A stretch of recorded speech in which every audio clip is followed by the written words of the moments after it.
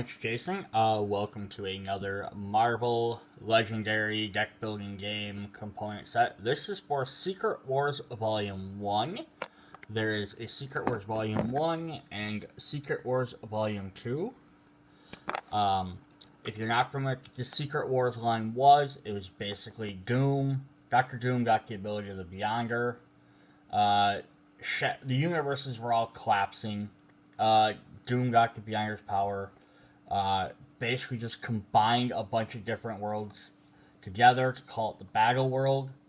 And it's a bunch of different alternate realities, alternate storylines. There's like Age of Apocalypse, Marvel 2099, Spider Island, Old Man Logan. A bunch of different storylines, a bunch of alternates, all taking place on one world. So the characters from this, there's going to be some regular characters you know in the first one. The second one gets more into a lot more of the alternate ones. It's kind of like the before and then the after. So we'll hop into these.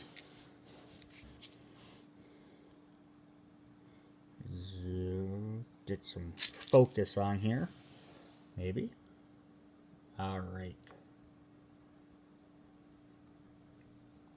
I'm going to start right off the bat with Ultimate Spider-Man Miles Morales. So you'll notice one interesting thing on this card. It's both a Strength and an Instinct card. So it's green and yellow. So for any effects, if you play it, it counts as both of them. It's also a Spider-Man team. And then staying consistent with all regular Spider-Man. He also only costs 2. He gains you a sidekick. So we have Leaping Spider-Man, Web Slinger, and a hero from an alternate dimension. Our next one up is you can actually play as the big baddie Thanos. If you've been watching in my previous videos, I kept mentioning how they made the villain set where you had to play as villains separately. They had different names and all this. And then the Secret Wars just changed that. So Thanos is generally considered a villain, but now you can play as him. And it might be a perspective difference because he's actually part of the Cabal. And during the Secret Wars line, when all these universes were being destroyed, you had the good guys in the Illuminati trying to figure out a way to stop it, protect universes.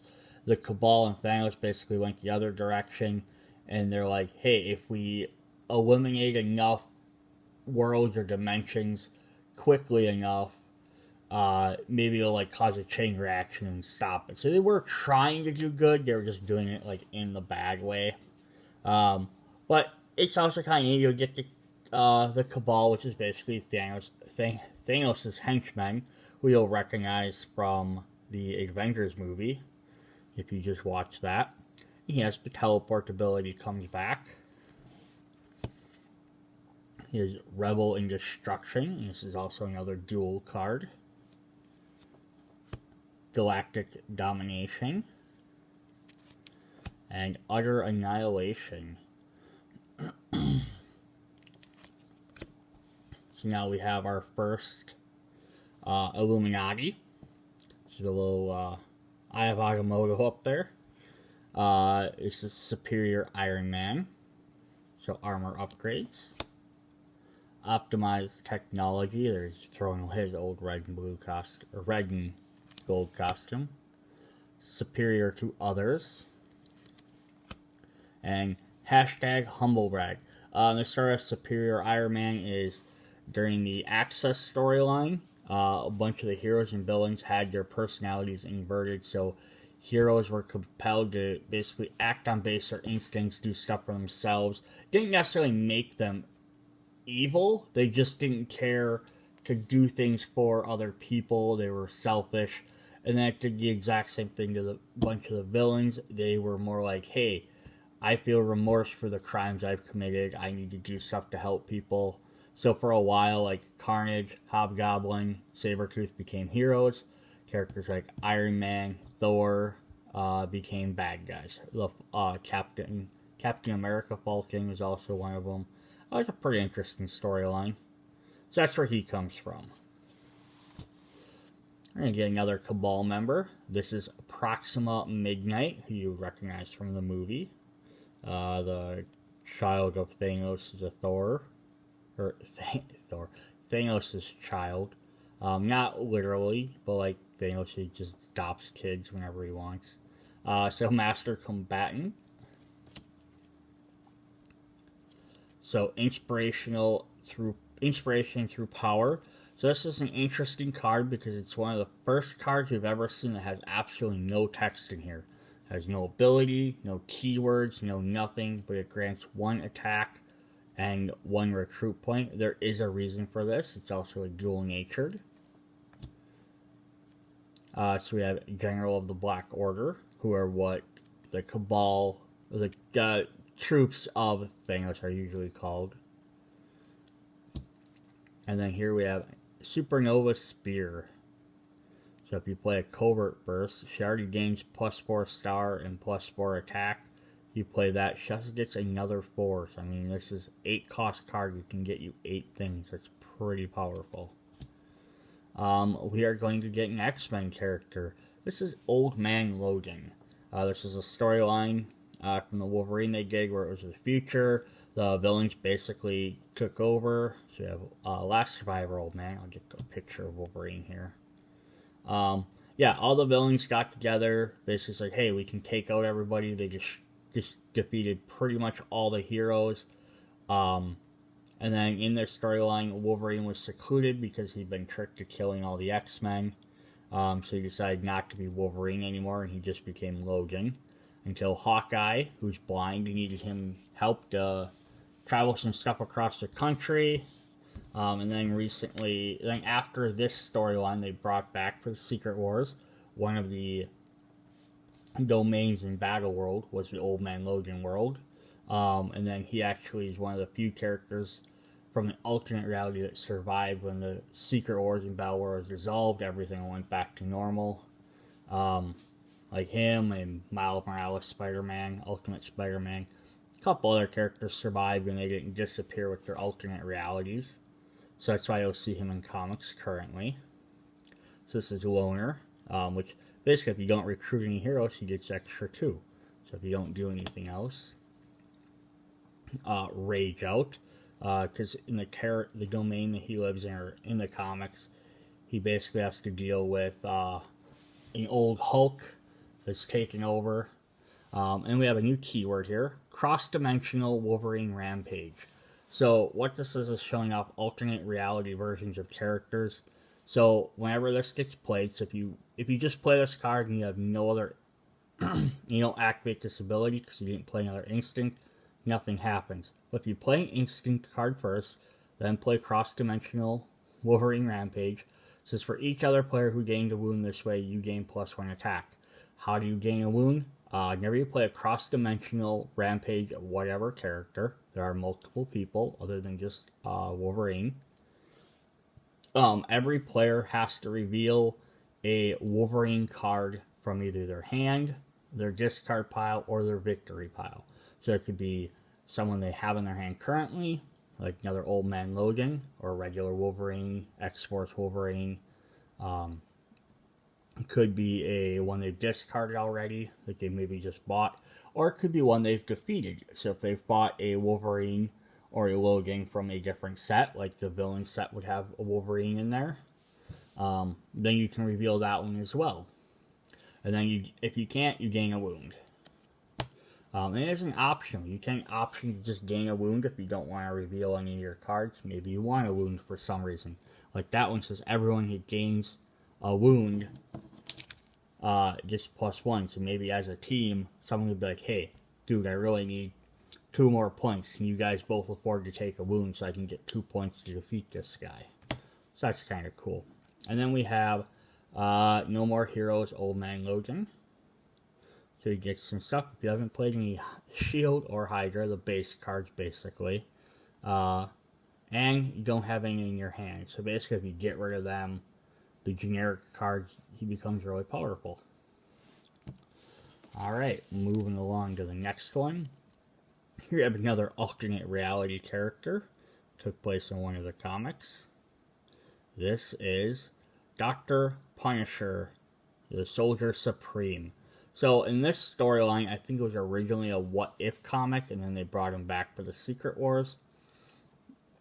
A Doctor Strange had basically died, but before he died, he possessed the Punisher to carry out his plans. So the Punisher is able to use Doctor Strange's magic. He has him kind of guiding / being forced by Doctor Strange. So that's why you can see he has like a magical gun there. It says sweep the streets of trash. And he has patrol the streets, so basically it's as if it's empty to draw a card. So patrolling an area just means they look at that area and then they get this effect. So basically if he can kill someone in there before he plays this card, he gets to draw an extra card. Then he has ice magic. You can see he's fighting a Ghost Rider. In this particular comic book for the Secret Wars, he was fighting the limboed version of the newer Fantastic Four, which was Wolverine, Ghost Rider, Hulk, and Spider-Man, I believe. So that's why he's fighting a Ghost Rider there. And there he is fighting the Wolverine, who's dressed up more like Death, but it's because they're the limboed versions, so they're like evil versions of them. This one's called You're a Slow Learner.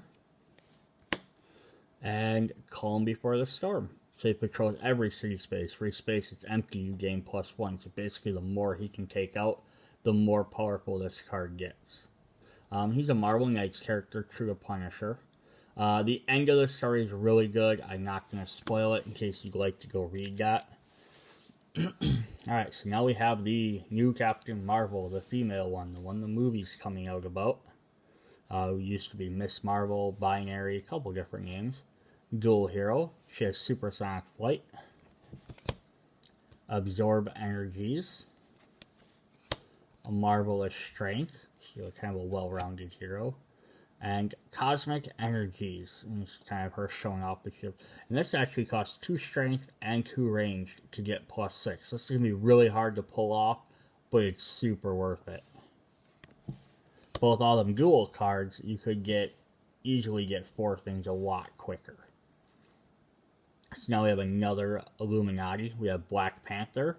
There was a Black Panther in the Civil War set, but he was tied in with Storm. This one's him by himself.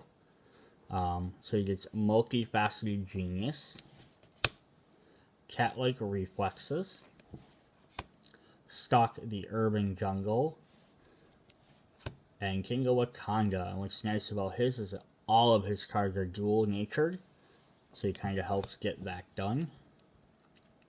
So now we have Black Bolt, who's also an Illuminati member. And again, you're going to notice he has no text down here. And this is why. So he has Destructive Whisper. If you're not familiar with the way Black Bolt's abilities work, is that any noise he produces is devastating. So even a whisper can destroy a city. Which it says right here, whisper can destroy a city. I actually said that before I read it. It just says you get +1 attack if you reveal 4 cards with no rule text. So that's like this other card if you can reveal multiple cards. So there are a few other characters in the set besides just Black Bolt that have this. So that if you're combining with them, it becomes easier. Proxima Midnight had one. I'm sure there's some other characters. Silence is Golden. So choose a card you play this turn with no rule text. It gets stars. It stars and attack again. So that's kind of cool. And Hypersonic Scream. For each card with no rules you play this turn, draw a card. So that first one where you have to do 4, it's going to be hard to do it just Black Bolt because there will be 4 of his other card. But what are the chances you're going to get all 4 of them drawn, all 4 played? So it's kind of neat. But it's also no rule text, so there's other cards that will do it. Now we have Apocalyptic Kitty Pryde. This is the Kitty Pryde Shadowcat from the Age of Apocalypse storyline. But in the Secret Wars, it's actually part of a book called Kitty Pryde and Star-Lord, because it's referencing the mainline universe where at the time right before Secret Wars started, Kitty Pryde was actually part of the Guardians of the Galaxy and was dating Star-Lord. So then this is the Star-Lord from that storyline, because some of the characters basically got into like a special ship and they were able to like carry over, so they know that the Secret Wars area is fake. And this is Kitty Pryde from Age of Apocalypse. It's kind of like a just basically an assassin. So we have Phase Out, Infiltrate HQ, Disrupt Circuits, and Untouchable. It shows Age of Apocalypse Colossus. I think some of these cards were made before the comic books came all the way out, or they just didn't want to spoil the comic books that much. So there's that one. Our next hero up is a Cabal member who is Namor. So he's not one of Thanos' children, but he was basically turned essentially evil. It was more, again, we'll do bad things to protect everybody type of mentality. So he has Ruler of the Seas, Lead the Armies of Atlantis, which gains him sidekicks, Feed the Sharks, and Imperialist Rex, which is his call. And sorry, defeat a villain for free. So that can be super powerful. But then he also has 2 strength, 2 intellect. Instead, defeat the mastermind once for free. So that can be really powerful. Now we have Maximus. This is Black Bolt's brother, usually known as Maximus the Mad. So he's a Cabal member as well. Lets you defeat a henchman for free if you have a covert. Henchman villain, yeah. Enslave the Will. Pieces on a Chessboard. And Inhuman Mastery. Now we're going to get another X-Men character. We have Magic, who at this particular time had been training with Doctor Strange just to make her magic abilities better. She gets them from Limbo, so they're kind of like dark magic. So we have Travel through Limbo, she can teleport. This is her New Mutants costume. Rally the New Mutants, gaining a sidekick and another sidekick. Which works really well with the X-Men one now, where they have the special sidekicks, which are the New Mutants. Dimensional Portal. And wielding the Soul Sword, which is her giant sword. And then now we have Lady Thor. And you might be... They refer to her as a Lady Thor because I believe when this set first came out, they had not revealed that female Thor was, in spoilers, was Jane Foster. So they basically tried to just hide that as much as possible during the set, but wanted to get her out because she was, a more popular character, becoming popular, had a very decent role in the storyline. So chosen by Asgard, mysterious origin, Hair to the Hammer, and Living Thunderstorm. And then the last hero we have is Doctor Strange, who is also a Illuminati member. And if you've noticed, we don't have a full set of 5 Illuminati, 5 Cabal, because some of them appear in the next set, and they did that, I think, on purpose. But then after you bought Volume 1 and Volume 2, you could make a full team of 5 characters from both. You got Trust Me, I'm a Doctor. The Cloak of Levitation. Fight the Future. And Sorcerer Supreme.